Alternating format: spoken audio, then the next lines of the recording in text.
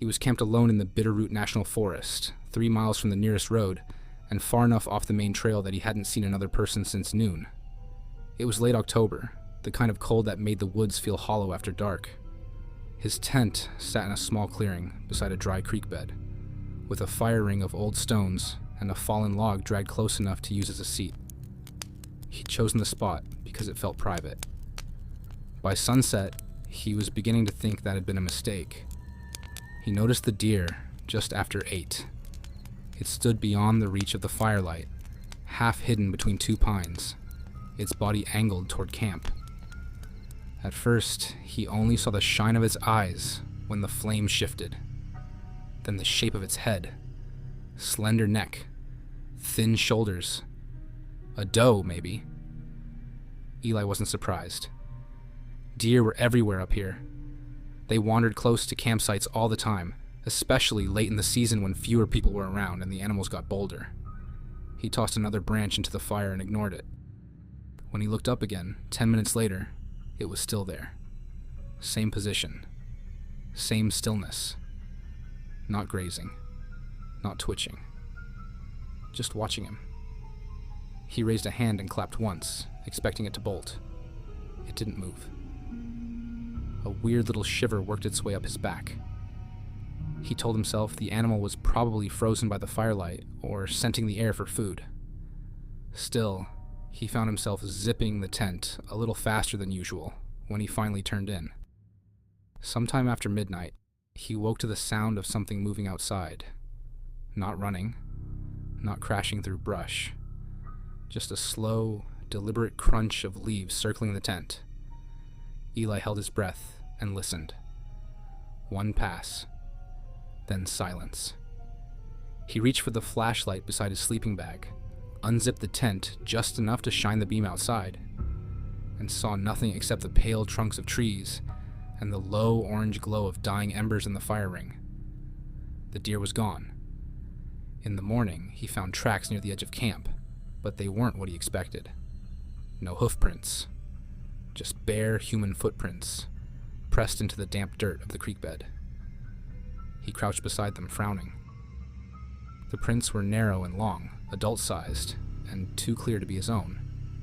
He was wearing heavy hiking boots, and these had toes. 5 of them, plainly visible in the mud. Whoever had made them had walked to within 20 feet of his tent, stopped, then turned back toward the trees. No second set of tracks. No boot prints. Nothing else. Eli stood up slowly and looked around the clearing. The woods looked normal. Cold sunlight through pine branches. Wind moving the yellow leaves caught in the creek bed. But something about those footprints made the whole place feel staged, as if he'd woken up inside someone else's idea of a campsite. He almost packed up right then. Instead, he spent the afternoon trying to explain it away. Maybe another camper had wandered through barefoot on a dare. Maybe he'd missed a nearby site. Maybe the deer and the footprints had nothing to do with each other.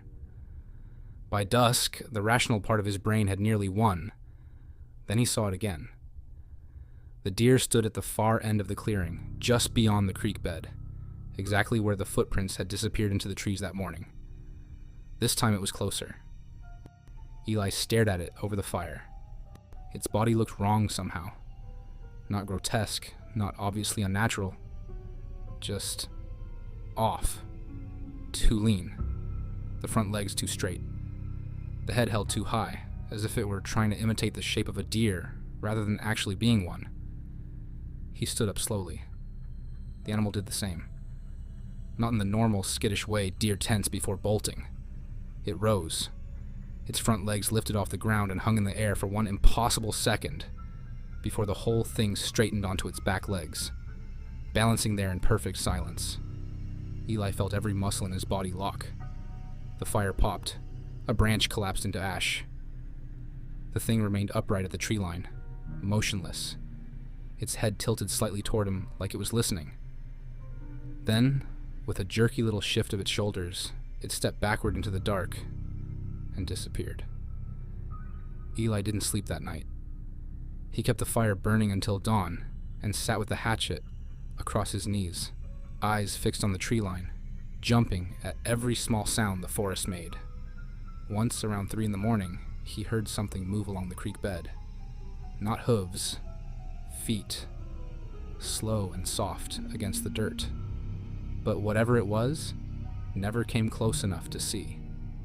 At sunrise, he packed half his gear, fully intending to hike out.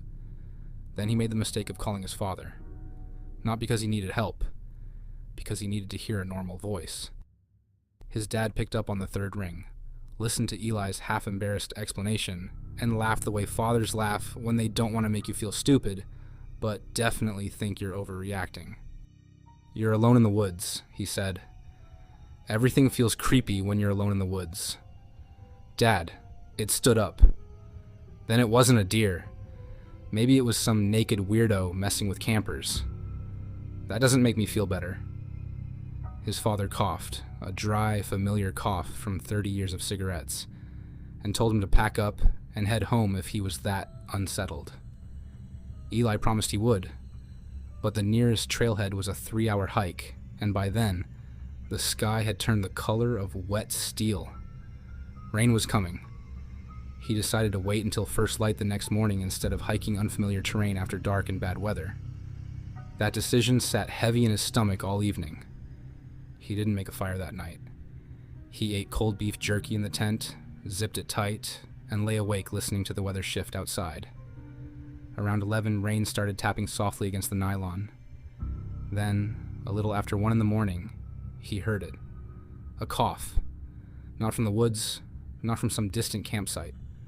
From directly outside his tent. Dry. Familiar. Human.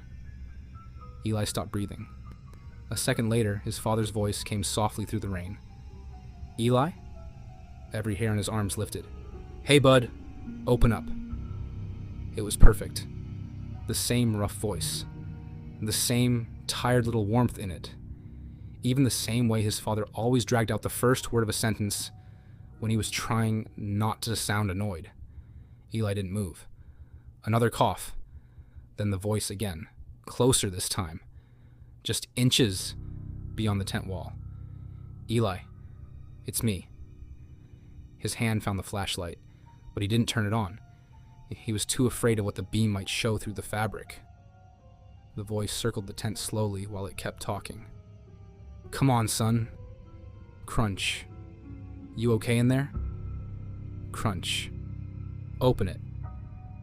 Eli pressed a hand over his mouth to keep from making a sound. The rain had grown harder now, drumming on the tent, but beneath it he could still hear the soft footfalls moving around him. Measured, patient, almost curious. Then they stopped beside his head. The tent wall bowed inward. Something leaned against it from outside, just enough to stretch the nylon tight. Eli squeezed his eyes shut and stayed that way until pale morning light finally seeped through the fabric. He didn't unzip the tent until full daylight. The clearing was empty. No deer, no person, no sound but dripping branches. He packed in under 10 minutes and hiked out without eating, without looking back, without stopping once. At the ranger station parking lot, he finally checked the outside of the tent before shoving it into the trunk. There were muddy marks smeared across the nylon. Not hoof marks, not claw marks. 5 long finger streaks, pressed shoulder high along the side where his head had been lying, as if something had stood beside the tent in the rain, resting one human hand against the fabric, while it spoke in his father's voice.